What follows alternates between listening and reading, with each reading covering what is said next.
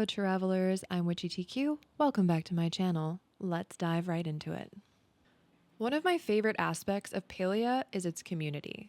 The idea that a game was created around the idea that we need to work together to achieve certain tasks or just make the task easier, and not just with friends, but strangers across the internet, is such an amazing thing to me.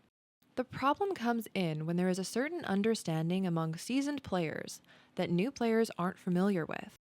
And it's not their fault.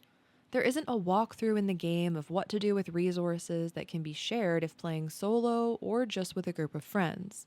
Of course, you're going to call out a rare resource to your friends, but what about the rest of the server? When is it appropriate to just break a Palium node, cut down a flow tree, or pick up a Dari clove? That's where this video comes in. For newer players, if you are unsure what a resource or word is that I use in this video, please skip to and/or reference the dictionary section.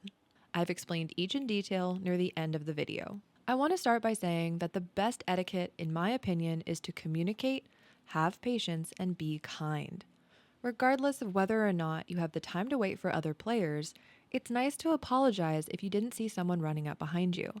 It's also important to think the best of people. I know it can be hard, but try not to assume someone is doing something just to be mean.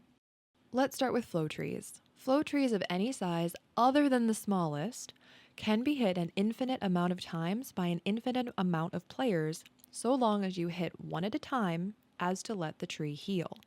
This means it's a commonly called out resource, but it also means it's generally the longest standing resource. If you're only online for a limited amount of time, going to a flow tree callout may mean waiting upwards of 15 minutes before chopping it down. The general rule with a flow tree is that if you find it, it's your call what to do with it. Just don't call it out if you're not willing to wait for people. Or, like I mentioned, use clear communication. For example, let the server know you will be chopping the tree at a certain time in-game, regardless of who is at a location or not, but you wanted to call it out in case anyone was nearby. The only time this changes is in regards to flow tree groves. Grove trees should be treated, in the opinion of most players, like a community resource. Because the groves do not despawn and have a lot of resources in one place, the etiquette is for whoever finds it to call it out, flare it if they can, and wait for all people who said OMW, meaning on my way. It's important to remember some players travel to Bahari specifically for the groves, and you may see an influx of people asking, "Grove?" even though you and other players have already called it out. That's where patience comes in, and communicating that the grove will be chopped down at a specific time in-game. Most players expect to wait anywhere from 10 to even 25 minutes before the grove may be cut down. It doesn't always take this long, but it can. You may also notice seasoned players dropping bug lures at groves, giving players with not just a lack of patience, but those of us with ADHD, something to preoccupy ourselves with. I myself try to do this most of the time. Much like flow trees, forageables have an unlimited amount of times they can be picked by players. However, they have a despawn timer that starts after the first time they are interacted with by a player. We're only going to discuss the rare ones. These forageables include Dari cloves, heartdrop lilies, and heatroot. I'll start with heatroot because it's actually more common than most players realize. My opinion is to just pick them, but if you've got the time to call them out, of course feel free to do so. I have another video with information on forageable despawn times I'll link down below and put in the iCards above. With Dari cloves and heartdrop lilies, I firmly stand with the thought that you should pick it and then call it out, letting the server know it was picked.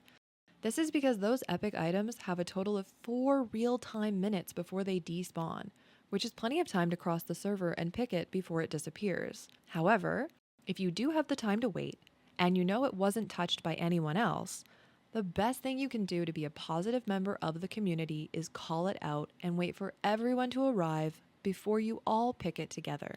The important thing with any forageable callout is to make sure you let the server know that you don't know if it's been picked yet, unless of course you saw it spawn in or are 100% certain no one has touched it yet. This avoids messy interactions with players over who waited, who didn't, and you can always feel free to send them to this video. The next resource is a bit different. While again, this is the same for all mining nodes, I'm going to be specifically discussing Palium. While in general, you should always look around and see if someone else is mining nearby to share the various nodes, it's not as important to do as when it comes to Palium. The etiquette around Palium changes depending on how many people you're grouped with. This is because each node has a limited amount of hits before it will break, and it will take less hits if all players are using the exquisite pick. So only call out Palium if you're playing solo or after all your friends have hit it in case it breaks. With Palium, it really is a matter of finders keepers. It's honestly ridiculous to expect every player all the time to call out every single resource because it's rarer. But being kind and letting others know it's available and how many hits on average are left is the best way to be a positive community member. And just like other resources, call out when you plan to break it if you're on a limited time frame. This next note is for PC players, but regarding Switch players. Switch players in particular have a really tough time communicating due to the lack of accessibility in their version of the chatting system. So please give them an extra moment to respond or options for response. For example, if you're waiting on responses for who's attending a flow grove, it can be so helpful to add, quote, please OMW in chat if still on the way, OMWS if Switch player, end quote. This will give an easy 4-letter response for Switch players and allows you to know they may not respond as quickly as others to any further questions. After all is said and done, here's my too long didn't watch of Palia etiquette. 1. Don't call out something if you're not willing to wait. 2.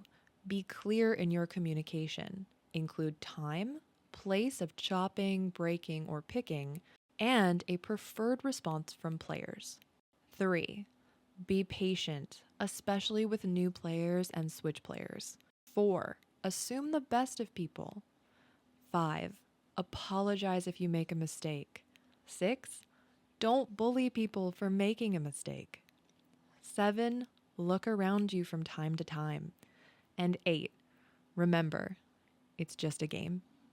Thank you so much for watching my video. I hope you enjoyed it. And if you have any questions about Palia, please feel free to ask in the comments, or maybe you think I missed something about etiquette.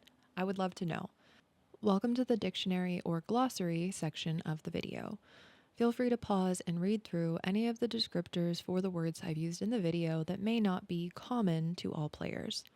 I hope that this helps and makes the video more accessible. If this was helpful to you, please feel free to let me know down below, and I'll continue to do so in future videos. And don't forget to check out my prior videos that may shed light on these terms and words even more so. And as always, if you feel like liking the video and subscribing to the channel, please do so. But regardless, I hope you have a very magical day.